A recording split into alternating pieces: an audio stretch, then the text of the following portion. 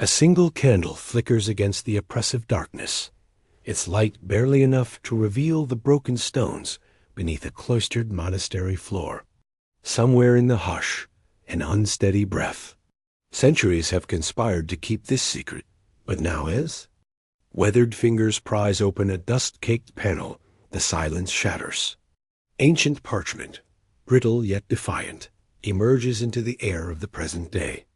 The words inscribed within are faded, but what they promise is anything but dim. A chance to rediscover the most dangerous teachings ever attributed to Jesus. What if your entire sense of self and history was built upon a partial truth? This is the invitation and the challenge. For as long as there have been teachings, there have been those willing to risk it all to dismantle the illusions sold as certainty. In America today, that drive is alive everywhere, from Silicon Valley disruptors to those lost in late-night rabbit holes, chasing the next big revelation. It's a hunger that gnaws in the quiet moments between lights out and dawn. Who am I? And what secrets were kept from me by those claiming to protect my soul? The manuscript pushes the world off its foundation.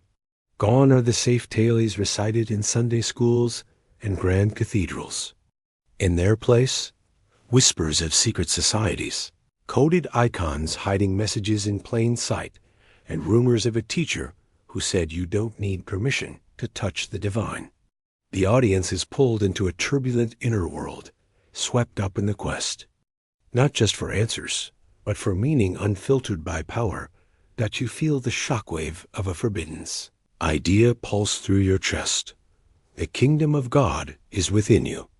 Centuries of dogma, rituals, and hierarchy, all challenged by one line of crumbling script.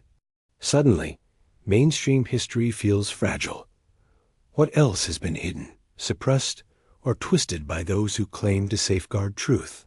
From this moment, the journey is unavoidable. Nothing is safe, not the official story, not your inherited beliefs, not even the sanctity of skepticism. This first revelation is a door creaking open onto a landscape of danger, possibility, and unimaginable consequence. The question isn't just what you'll find, but what you'll become once you know. End of chapter 1. Next, chapter 2 will plunge into the worldwide hunt for lost knowledge, encounters with hidden guardians, the spark of rebellion, and the deeper mysteries behind every revelation. It starts with the ache of uncertainty, a restlessness that keeps you awake while the world goes dark outside your window. The idea that everything you've been told, from Sunday pews to college classrooms, is only a sliver of the truth. It lingers in the corners of your thoughts, refusing to fade. For centuries, that itch has ignited extraordinary journeys. It carried wanderers across deserts, scholars deep into hidden cellars beneath crumbling cathedrals, and rebels into the tempest of controversy. What are these lost teachings, and who was willing to risk exile, or worse, just to bring them to light?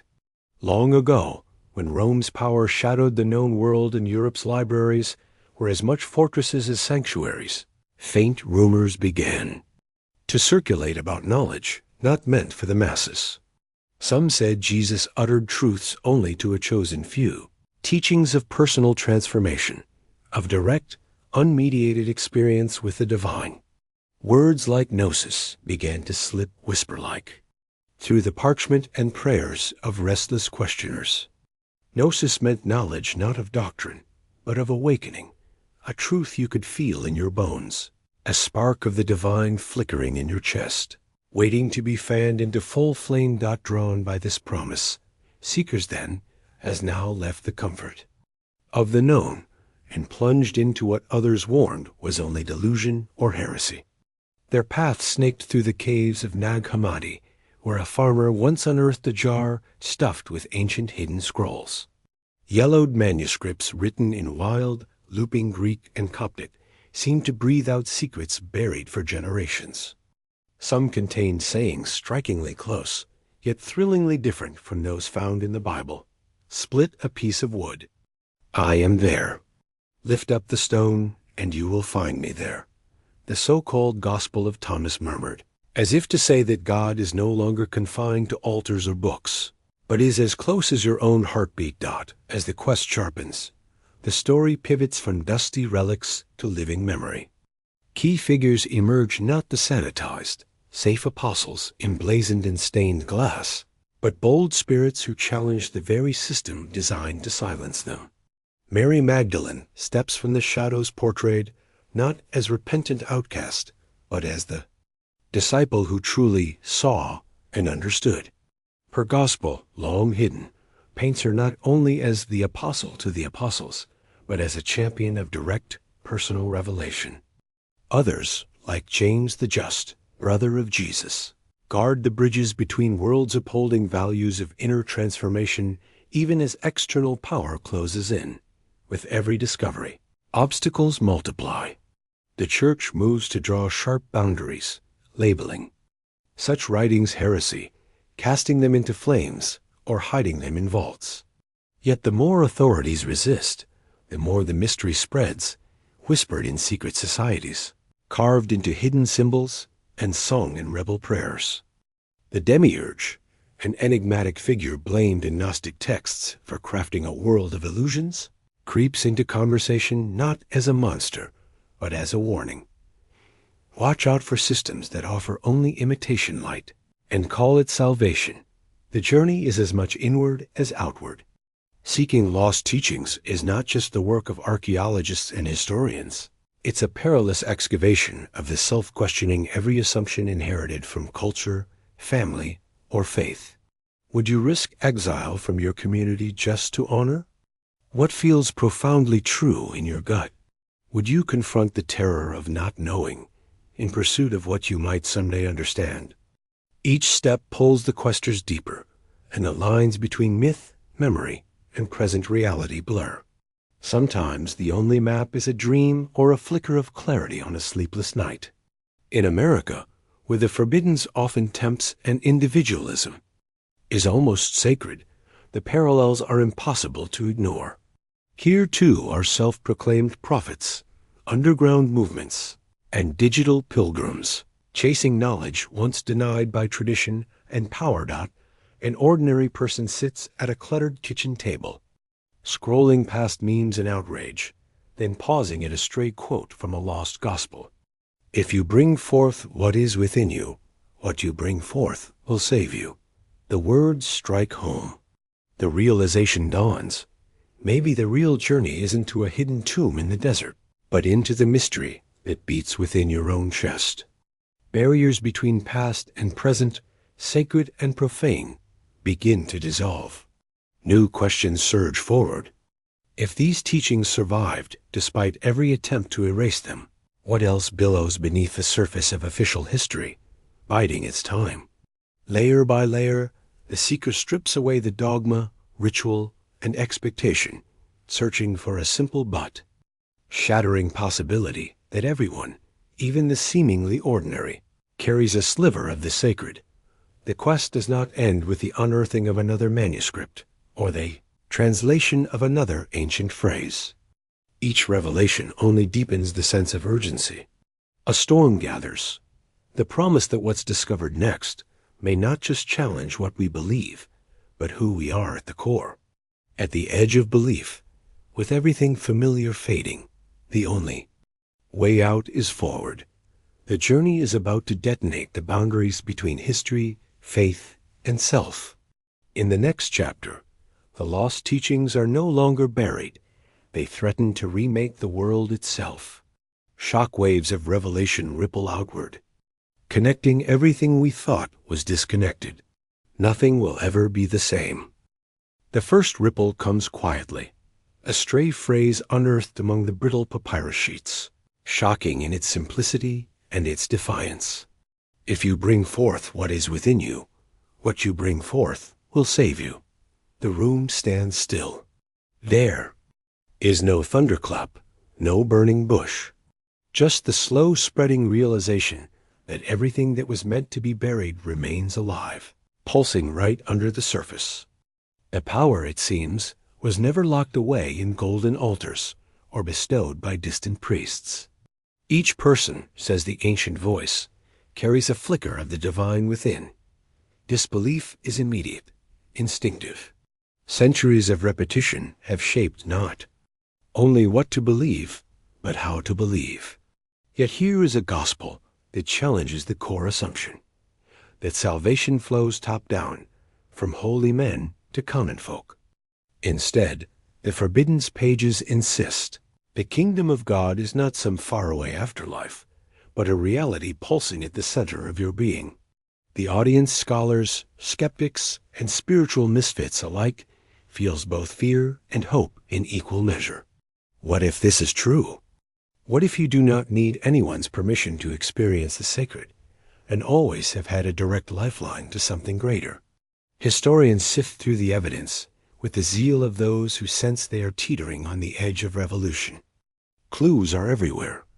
In the Gospel of Thomas, where Jesus refuses to lay down exclusive creeds, instead nudging each questioner inward. In the fragmented texts attributed to Mary Magdalene, who is shown as understanding the teacher in ways the others cannot grasp. There are passages long censored or labeled heresy, where the feminine and masculine are intertwined, where the path to awakening is not about denying the world, but piercing its illusions to rediscover what's real. It's not just dusty records. The narrative explodes into living memory, drawing unexpected connections. Ancient insights echo in the words of mystics from every age. Rumi, Teresa of Avila, the poets and prophets who insisted that enlightenment was not for the chosen few, but for everyone bold enough to seek it. Ideas once dismissed as Gnostic, fantasy, the possibility of reincarnation, karma, spiritual evolution, become suddenly relevant in a world obsessed with self-discovery and personal growth. Even quantum physicists, plumbing the limits of reality, spark fresh debate about consciousness and the fabric of existence, fueling speculation that science and ancient wisdom have always circled the same secret dot as the truths come into clearer focus, so do the stakes. The history that's unwinding is not just about ancient battles over doctrine. Each fresh revelation is a challenge to authority, a disruption in the order that has dominated for 2 millennia. If the spark of the divine is truly within, if hidden knowledge can set ordinary people free, then every structure built on exclusivity and obedience starts to crack. Churches, networks, traditions, entire systems feel the tremor and the resistances. Harden in response. For the individual, the impact hits closer to home. Doubts swirl. What happens to your sense of self, your relationships, your purpose, if you are more than a sinner begging for grace? The lost teachings do not offer cheap comfort. Whoever seeks should not stop seeking until they find. When they find, they will be troubled. When they are troubled, they will marvel and will reign over all. The journey to awakening is described as a cycle first appending, then wonder, before true transformation. It is not comfortable. It is not easy, but it is real. And just when it seems the puzzle is solved, fresh contradictions emerge. Was Jesus a radical teacher of direct access, or a misunderstood prophet whose message was hijacked by power? Did his earliest followers mean to build a church, or were they a community of seekers bonded by shared experience, not dogma? The texts fragment, meaning slips and reforms. Debate erupts everywhere between scholars at universities, believers, in church pews, and late-night message boards filled with restless seekers. The Gnostic story is contagious, refusing to stay buried, passing from mind to mind like electricity as new controversies erupt and defenders of the old order dig in. The world waits, holding its breath, somewhere between certainty and confusion. The words ring out again, an invitation and a warning all at once. Set out on this path, and you will not remain the person you were. But the old answers won't silence the hunger. The next revelation is already forming on the horizon and with that on the edge of brilliance and danger, the world is suspended, ready or not, for what comes next. Night carries a strange electricity in the air, an anticipation knotted with terror and hope. Across continents, lights flicker in the shadowed corridors of power as news of the discovery spreads. The unearthed Gospels, once dismissed as rumors, now circulate in digital forums, whispered in late-night conversations, from suburban basements to marble-walled boardrooms. Social feeds ignite. Somewhere, a bishop drafts a stern letter. Elsewhere, a group of teenagers discuss the lost sayings over fries at a roadside diner, their faces aglow with the mischievous thrill of the forbidden. The storm is no longer theoretical. Universities call emergency colloquiums. News anchors fumble to frame the narrative, while church pulpits crackle with the old warnings. Beware the wolves in sheep's clothing. Yet the main characters stand at the threshold, manuscript fragments in hand, days without sleep behind stinging eyes. They know, with an ache that's part dread and part liberation, there's no way to put the genie back in the bottle. The lost teachings are out. Rumors swirl about a hidden council, a modern inquisition with the digital age's reach, calling for silence, threatening careers, reputations, even safety. Anonymous emails urge the researchers to destroy their findings or else. Institutional voices thunder, warning congregations that these ideas are poison, a seduction devised to tear down civilization's last sacred pillars. Yet repression only fuels fascination. The more authority fights, the more the lost gospels trend, their aphorisms re-rendered as memes, stitched onto hoodies, recited as mantras in yoga studios and prison prayer meetings alike. But the confrontation isn't just external. Each seeker faces an existential crisis alone in the dark. If what these teachings suggest is true, if the kingdom is inside, if divine light flickers at the core of every ordinary heart, then every story about original sin, hierarchy, spiritual gatekeepers, and exclusive salvation morphs into something else entirely. The script of reality is up for revision. At the edge of sleep, a simple, dangerous question. Who am I, if I am not what they say? The community fractures. Some lean harder into old certainties, organizing marches and campaigns to protect the faith, to unmask the heresy before it spreads. Others drop out, move west, or go offline, hungry for authentic experience over inherited beliefs. Still, others restless, transgressive, unafraid spread the word, propelled by social media, podcasts, TikTok explainers, and WhatsApp chats. The characters at the epicenter are thrust before cameras and tribunals. They quote lost scriptures in hearings, their voices clear, refusing to let fear swallow the light. If you bring forth what is within you, what you bring forth will save you. With every clash, the world's hunger for direct experience, not mediation, becomes more obvious and more dangerous. This is not a clean revolution. For every embrace of gnosis, there is a backlash. Traditionalists declare the last days. Conspiracy theorists spin the story into something both sinister and absurd. And profit-minded hacks peddle diluted versions at a premium. Meanwhile, new communities form in the wreckage pop-up churches, digital sanctuaries, meets in homes and forests and city rooftops. They gather not because they agree, but because the old silence is finally broken. Questions are sacred here. That at the narrative's core lies the ultimate battle, not between good and evil, but between awakening and denial, between those who risk unknowing and those who cling to the certainty of the past. The protagonists confront the ultimate truth. Salvation is not something bestowed, but discovered, lived, suffered, and chosen. The final confrontation is not against a single villain, but against a worldview that depends on darkness, fear, and division. Rainstorm hammers the city as they exit the last crowded debate. Somewhere, a young woman reads a forbidden line from the lost Gospel of Mary on her cracked phone screen. An old man in a southern town whispers the kingdom within to his congregation, risking everything. A skeptic in Silicon Valley, shaken by a line that syncs eerily with quantum theory, posts a midnight tweet that goes viral. The choice is no longer hypothetical. Will you step through the fire of unknowing, or shut your eyes and go back to the safe, familiar dark? Can you face a world where everyone, no matter how broken, is secretly sacred, where the ordinary is lined with the possibility of the divine?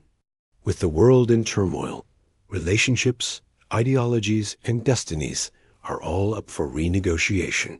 For some, everything is lost. For others, everything is possible.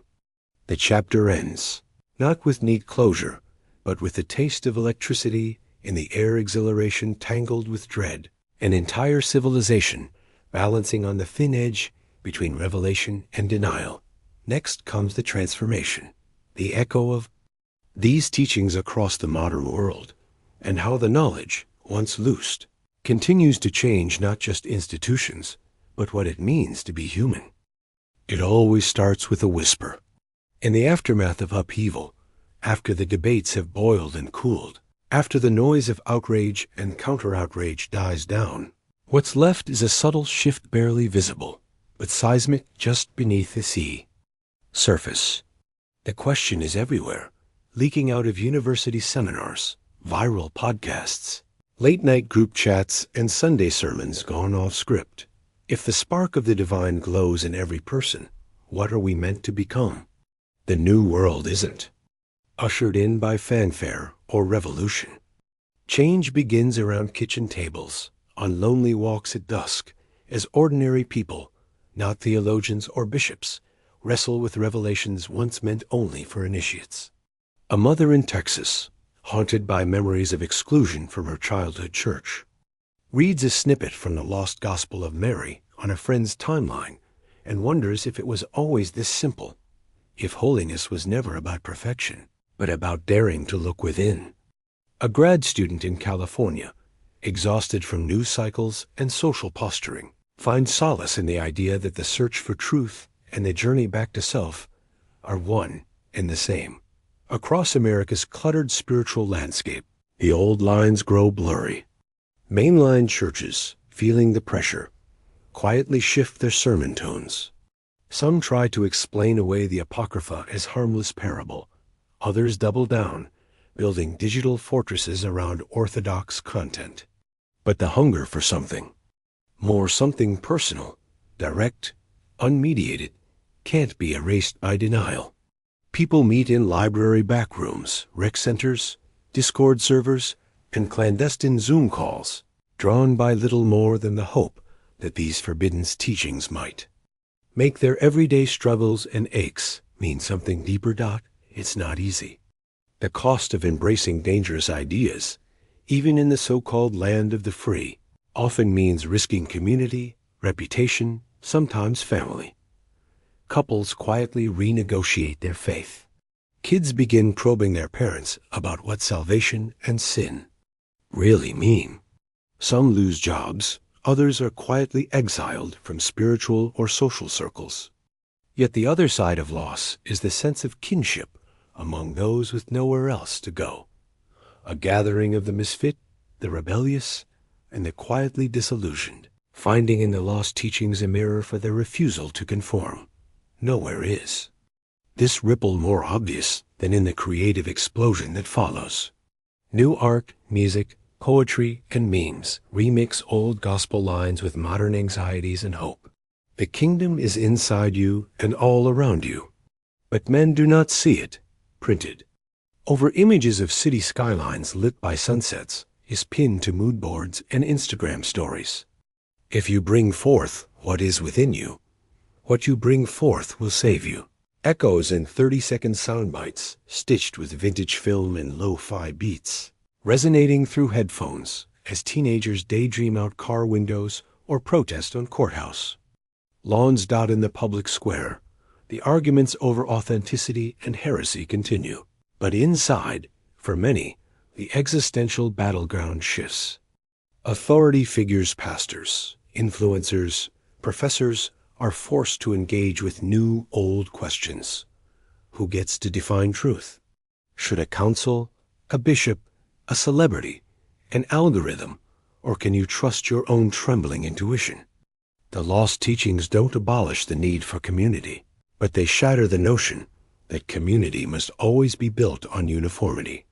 The message, radical, dangerous, deeply American, is that the journey to wholeness may start alone, but is always meant to ripple outward. Quiet revolutions breathe in the margins. Support groups for the spiritually homeless help people rebuild identity from the ashes of exclusion. Kids raised in rigid systems start using Gnostic language to describe why they left or why they stay, but see things differently. Faith itself, so often weaponized to exclude or punish, becomes for some a tool for healing, the lost teachings reframed as an invitation to transformation, not just survival. Even in pop culture, the shockwaves are felt. Streaming series introduce characters who quote Gnostic Gospels. Musicians sample Thomas and Mary, and talk show hosts ask pointed questions about whether the real Jesus was so much more than the churches have let on. Conspiracy theorists rant about secret societies and coded symbols. But occasionally, in a take that goes viral, someone will say, "What if the greatest conspiracy is just this simple, that you were always enough?" This is not utopia. New. Hierarchies emerge. Grifters monetize the buzz. Bad actors weaponize hidden knowledge for manipulation. For every seeker who finds peace, another gets lost in esoteric confusion or predator-run cults. But underneath it all, the lost teachings have done their true, quiet work, not in headlines, but in hearts and conversations. They set in motion a widespread, unruly, unfinished experiment. What happens to a society that is no longer content with second-hand revelation? What kind of world is built when people believe not only that awakening is possible, but that it is their birthright? As the dust settles, the greatest challenge remains. What will you do with what you now know? In coffee shops, therapy rooms, meditation circles, and midnight kitchen confessions, people face that question alone and together. The journey back to the source is not a straight path, and it's not guaranteed to end in certainty or serenity. But now, maybe for the first time in centuries, millions recognize that the path even exists, that the story was never finished, and the final act is unwritten. The invitation stands. Will you seek and risk the trouble and transformation that follows? Can you let go of old certainties for the possibility of something both ancient and utterly new? The last lines of the lost gospel remain unanswered, not a warning, but a promise. Whoever seeks should not stop seeking until they find. When they find, they will be troubled. When they are troubled, they will marvel and will reign over all. The light pulses quietly, patiently, waiting for the next soul brave enough to look within and step across the threshold.